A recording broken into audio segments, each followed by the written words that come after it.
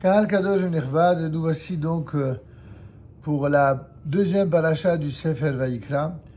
Si ce troisième livre de la Torah de Vayikra nous préparait à l'ambiance du sacré, des korbanot, de l'activité, du prolongement de l'activité sacrificielle, on avait déjà vu ça à travers ce qui était dit dans les dernières parachiotes de Sefer Shemot.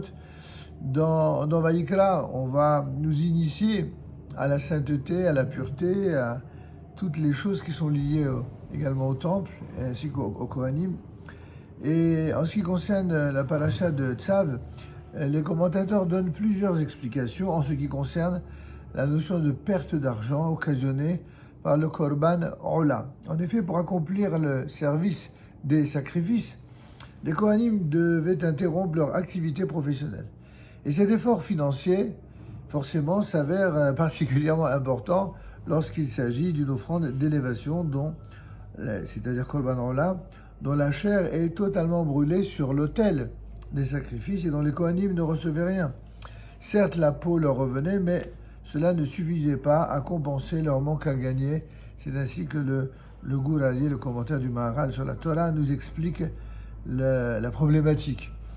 Et d'après le Rambam, cette perte d'argent n'est pas liée au service sacrificiel lui-même, mais au coût d'une offrande dont il sera question un peu plus loin. En effet, chaque Kohen devait apporter une offrande de farine le premier jour de son service au temple. Quant au Kohen Gadol, lui, il doit apporter une offrande de même type chaque jour. Pour le Orach Chaim HaKadosh, Rabbi Chaim Ben Attar, il voit dans cet effort financier le fait que cet effort est lié à l'offrande quotidienne qui est perpétuelle. C'est ce qu'on appelle le Korban Tamid, qui n'est pas seulement, en fin de compte, l'offrande des Kohanim, mais celle de tout le peuple d'Israël. En effet, le Tamid, qui signifie le Korban Tamid, le sacrifice perpétuel, c'est le sacrifice principal de la journée. C'est en quelque sorte ce qui traduit le mieux la constance du service divin, du service sacrificiel, mais aussi du service du culte divin, parce que aucune offrande ne peut être apportée avant qu'on ait offert cette offrande-là. En d'autres termes, comme pour nous dire que toute chose que l'on ferait de manière exceptionnelle n'a de sens, de signification profonde et de réalité que lorsqu'elle s'inscrit dans une logique, qui est une logique beaucoup plus englobante, qui est celle de la Kedusha, qui s'exprime le mieux par le Korban Tamid, c'est-à-dire cette offrande perpétuelle, un petit peu comme ce devoir de permanence, de constance dans le service divin. Et c'est donc la raison pour laquelle, durant le siège de Jérusalem, le peuple d'Israël remettait chaque jour de très importantes sommes d'argent à ses assaillants pour qu'ils leur fournissent les agneaux nécessaires pour le Korban Tamid, un des paradoxes innombrables de l'histoire.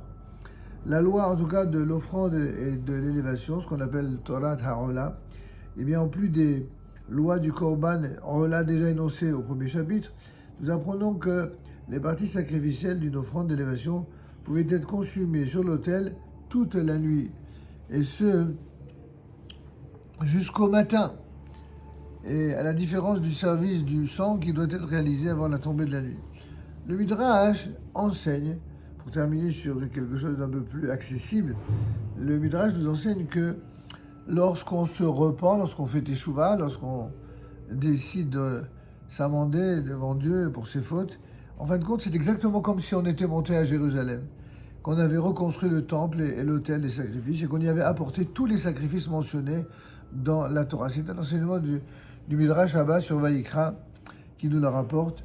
Chaque juif doit lui-même être un temple. C'est un temple, c'est-à-dire que s'il se sanctifie, le temple qu'il incarne reste saint, et s'il faute, eh bien il le souille.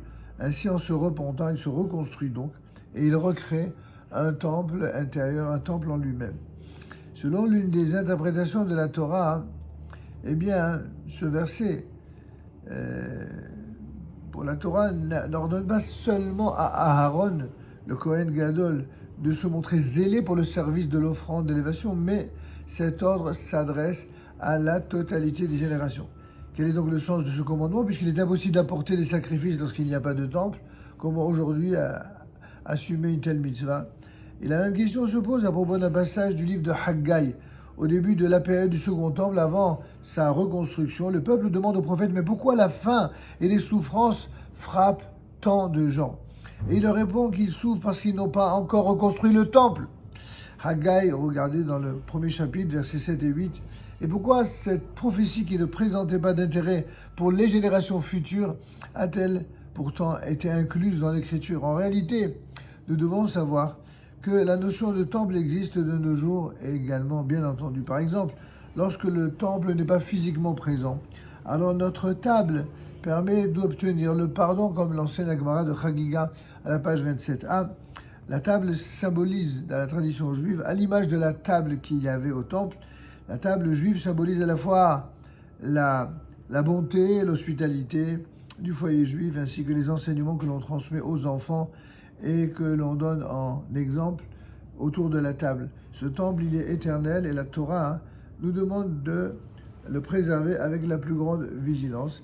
C'est ainsi en tout cas que le Rav Kamenetsky avait l'habitude de nous enseigner ce rapport entre le temple de Jérusalem, aussi longtemps que ce dernier n'est pas reconstruit, doit être représenté et symbolisé de la manière la plus vivante, aussi bien par la table qui nous réunit autour des repas shabbatiques, des fêtes, même au quotidien, autour des brachot, des mitzvot, autour des divrei Torah, mais bien entendu, ce qui s'appelle également Migdash Me'ad, un petit sanctuaire, ce que constituent les synagogues et les centres d'études, qui sont la façon, disons, vivante d'en attendant de rester liés et fidèles au temple de Jérusalem, comme l'ont été le peuple d'Israël à travers ces générations depuis des siècles, et ce jusqu'à la reconstruction du troisième Beth Amikdash.